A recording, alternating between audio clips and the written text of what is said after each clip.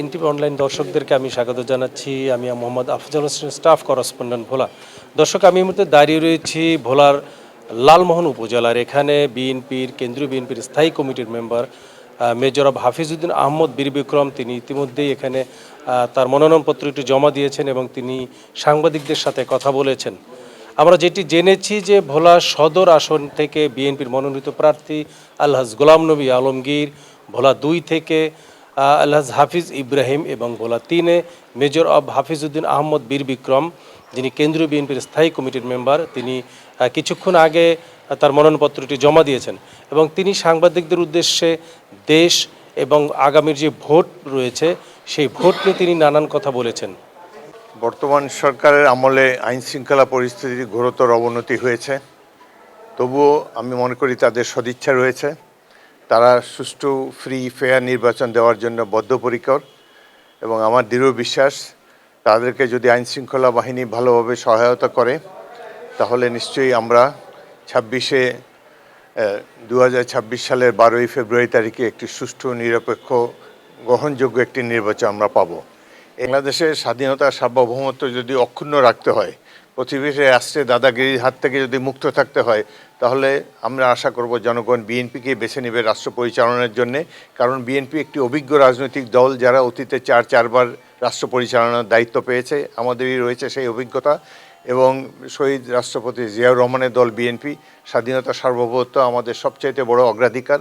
আমরা এই দেশে যে পরিস্থিতি থাকি না কেন, স্বাধীনতা, সার্বভৌমত্বকে কখনো কম্প্রোমাইজ হতে দেব না। এবং বাংলাদেশের স্বাধীনতার জন্য ছাত্র সমাজকে সামরিকভাবে দক্ষ হিসেবে গড়ে তোলার পরিকল্পনা আপনাদের সরকারের থাকবে কিনা? ইনশাল্লাহ, আমি ইতিমধ্যেই বেশ কয়েকটি জায়গায় বলেছি যে দেশের প্রতিরক্ষা কেবলমাত্র সামরিক বাহিনীর উপর নির্ভর করে না, দেশের জনগণকেও প্রতিরোধ গড়ে তুলতে হয়। আমরা চেষ্টা করব যাতে করে এই তরুণ ছাত্ররা স্কুল কলেজে যারা পড়ে তাদেরকে স্বল্পকালের জন্য সামরিক প্রশিক্ষণ দিতে আমরা চেষ্টা করব, যাতে করে যদি কখনো এই ধরনের সময় আসে, আমাদের সিকিউরিটি যদি থ্রেটেন্ড হয়, তখন আমরা সামরিক বাহিনীর পাশাপাশি ছাত্র যুবকের দলও যাতে দেশ রক্ষায় অংশগ্রহণ করতে পারে, সেজন্য তাদেরকে উপযুক্ত প্রশিক্ষণ আমরা দেব। আমাদের তারেক রহমান আমাকে মনোনয়ন দিয়েছেন, পার্টি আমাকে মনোনয়ন দিয়েছে এবং সেই ক্ষেত্রেই সেইভাবেই আমি আপনাদের সামনে হাজির হয়েছি, আমার ভোলাবাসীর সামনে হাজির হয়েছি। মাননীয় ডিসি সাহেবের কাছে আমার মনোনয়নপত্র দাখিল করেছি। ইনশাল্লাহ আগামী দিনে যদি আমি নির্বাচিত হই, মানুষের যে প্রত্যাশা, ভোলাবাসীর যে প্রত্যাশা, যে চাহিদা, সেই চাহিদা পূরণ করার জন্য আমি আপ্রাণ চেষ্টা করব।